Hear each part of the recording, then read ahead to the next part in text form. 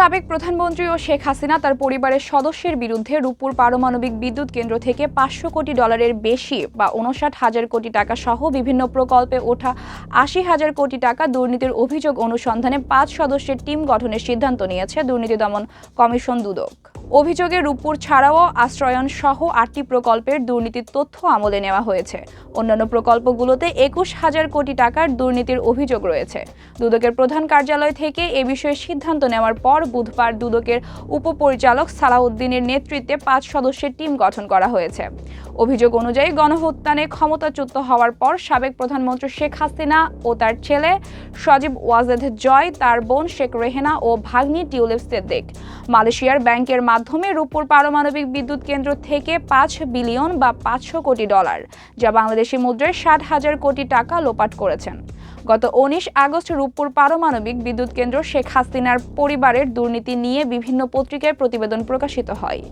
বলা হয়, সাবেক প্রধানমন্ত্রী শেখ হাসিনা তার ছেলে সজীব ওয়াজেদ জয় ও ভাগ্নি টিউলিপ সিদ্দিক মালয়েশিয়ার ব্যাংকের মাধ্যমে রূপপুর পারমাণবিক বিদ্যুৎ কেন্দ্রে ৫০০ কোটি ডলার লোপাট করেছে।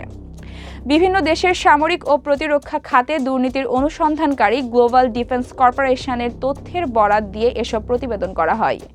বলা হয়, রাশিয়ার সহযোগিতায় বিদ্যুৎ কেন্দ্রটি নির্মাণের খরচ ধরা হয় ১,২৬৫ কোটি ডলার, প্রয়োজনের তুলনায় যা অনেক বেশি, যাতে মালয়েশিয়ার একটি ব্যাংকের মাধ্যমে শেখ হাসিনাকে এই বাজেট থেকে ৫০০ কোটি ডলার আত্মসাতের সুযোগ করে দেয় প্রকল্প বাস্তবায়ন সংস্থা রোসেটম। নিজের ভাগ্নে টিউলিপ সিদ্দিকের মধ্যস্থায় রাশিয়ার সঙ্গে এই চুক্তি করেন তৎকালীন প্রধানমন্ত্রী শেখ হাসিনা। আর এ মধ্যস্থায় বিনিময়ে পাচার করা অর্থে ৩০% পেয়েছেন টিউলিপ সিদ্দিক, শেখ রেহেনা ও পরিবারের কয়েকজন সদস্য। ২০১৩ সালে রাশিয়ার প্রেসিডেন্ট ভ্লাদিমির পুতিনের সঙ্গে শেখ হাসিনার সাক্ষাতের সময় সঙ্গী ছিলেন টিউলিপ সিদ্দিক। গ্লোবাল ডিফেন্স কর্পের দাবি, সে সময় ঢাকা মস্কোর বিলিয়ন ডলারের অস্ত্র চুক্তির মধ্যস্থতা করেন তিনি।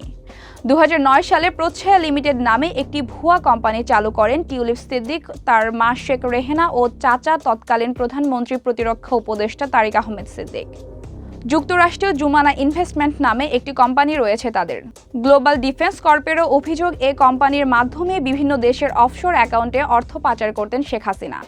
তাদের এই কোম্পানিটি ডেস্টিনি গ্রুপ নামে একটি চিটিং ফান্ড কোম্পানির সঙ্গে যুক্ত হয়ে যুক্তরাজ্য সহ দেশের প্রায় ৯০০ বিলিয়ন ডলার পাচার করেন।